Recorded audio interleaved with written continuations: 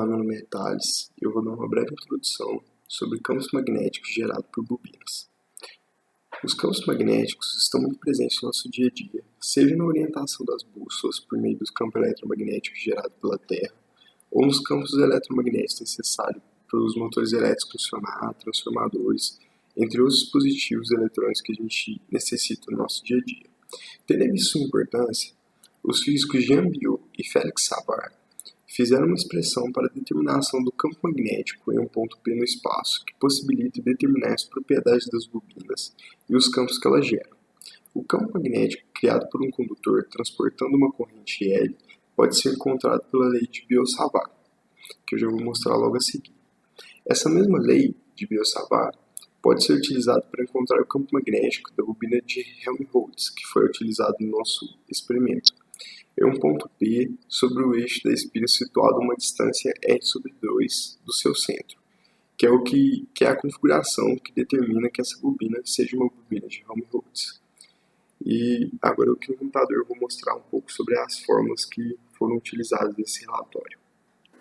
A lei de Biot-Savart garante que a distribuição dB para um campo magnético devido a um elemento de corrente dL num ponto P a uma distância r do elemento de corrente é dado para a seguinte equação, onde R é o vetor que aponta do elemento de corrente para o ponto P e μ0 é a constante de permeabilidade magnética do vácuo. O esquema representativo do campo magnético no ponto P gerado por um segmento de bobina circular é esse aqui. A partir dessa figura 1, a gente pode notar que as componentes em Y se anulam por todo o comprimento do eixo X. Desse modo, a única resultante é a dB de x. A dB de x ela pode ser calculada da seguinte maneira: dB de x é igual a dB vezes cosseno de θ.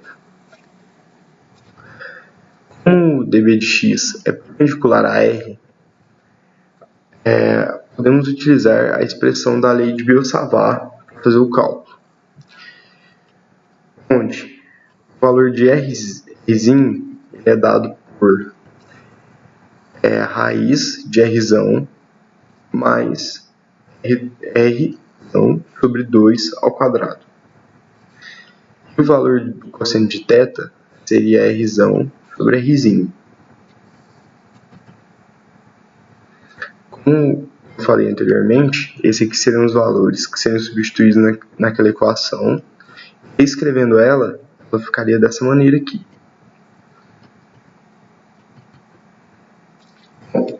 A fim de se obter o componente x do campo magnético total B, integramos a equação incluindo todos os elementos dL em torno da espira.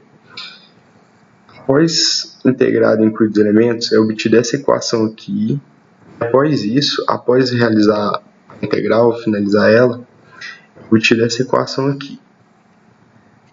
Nesse relatório, no primeiro caso, quando se tem duas bobinas, o campo eletromagnético ele é demonstrado por essa equação aqui.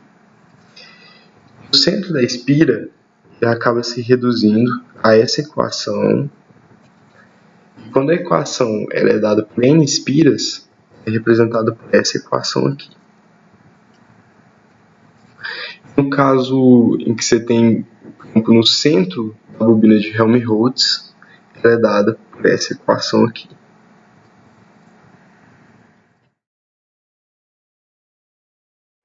O objetivo desse experimento é estudar o comportamento do campo magnético gerado por espiras em seus eixos de simetria, bem como estudar e verificar a lei de Biot-Savart e mapear o campo magnético gerado por bobinas de Helmholtz em seu eixo de simetria. Os equipamentos utilizados para a realização do experimento foram uma fonte curto-circuito com ajuste de corrente e tensão, um par de bobinas de diâmetro e números de espiras idênticos, ou seja, bobina de Helmholtz, fios de ligação, um gaussímetro digital, ponta de prova por efeito Hall axial, um suporte para a sonda do gaussímetro, o qual não pode ser ferromagnético, e uma régua de 60 centímetros.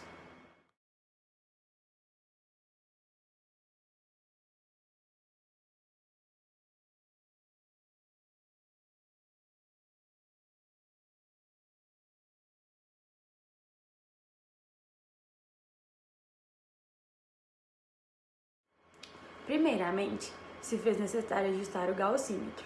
Para isso, a sonda ralo axial foi direcionada de forma a ficar perpendicular ao campo magnético terrestre.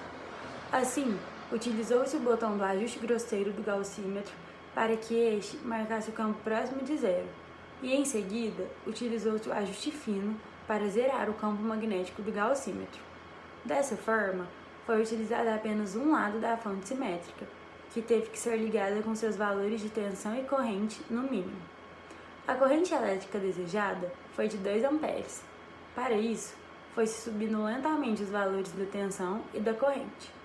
A tensão utilizada ao longo do experimento para a bobina de Helmholtz foi de 4,7 volts e para a bobina de anti-Helmholtz foi de 9,4, mantendo o valor da corrente elétrica de 2 amperes.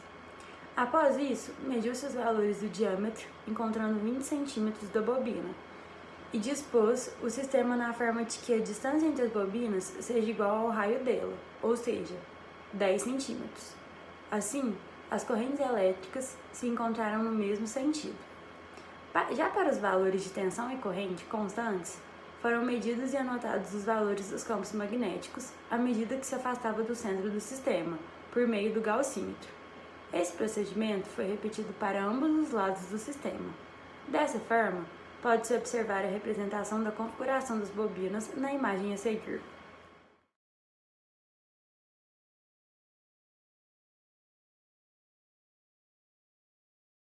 Primeiro, a gente vai observar a bobina de Helmholtz. A gente coletou os dados inicialmente, observamos a curva teórica. E para isso, a gente utilizou a equação de Biot-Savart e adaptando e usando o teorema de superposição, a equação ficou dessa forma. Então, o que a gente fez? Com os dados parcialmente coletados e utilizando essa equação, a gente observou o comportamento da curva. E a curva teve esse comportamento. E a gente, observando esse comportamento, a gente comparou com a curva que foi encontrado com os dados experimentais coletados.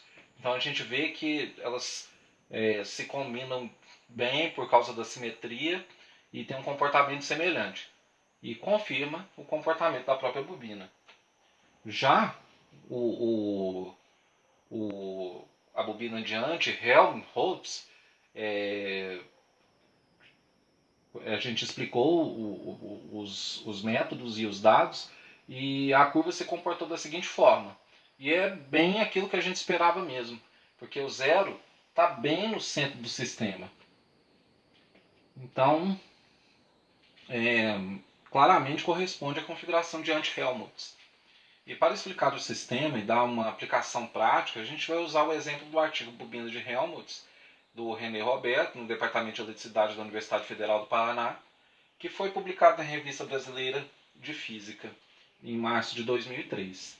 É a determinação da componente horizontal do campo magnético, que existem diversas maneiras de fazer essa determinação. Mas a simples e básica é com a bobina de Helmholtz. De uma fonte, usa também uma fonte de DC de corrente variável e uma bússola. Então a bússola ela é colocada no centro da bobina e que tem seu eixo orientado para a direção norte e sul. Aí quando se aplica a corrente na bobina, de modo que cancela a componente horizontal do campo magnético da Terra.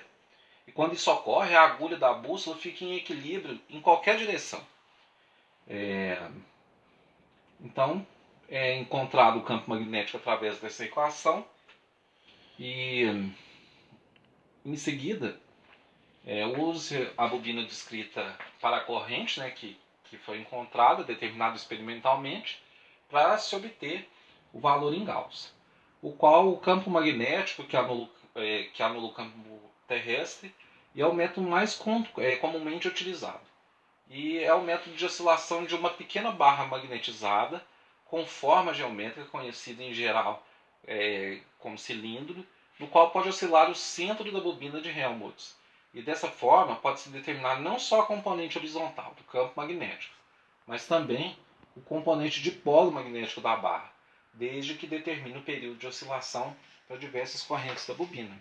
E legal falar é que ela também, a bobina de Helmholtz, é usado para outras várias coisas. Desde aferição ou até mesmo em equipamentos hospitalares que usa campos magnéticos, até experimentos em física quântica. Ok? Como observado os resultados expressados anteriormente, o comportamento das curvas foram condizentes com os teóricos nos experimentos das bobinas de Helmholtz e anti-Helmholtz. Elas apresentaram zero no centro do sistema, o que determinou a correta curva para elas. Então, a gente pode concluir que o experimento apresentou resultados satisfatórios e que foi um sucesso.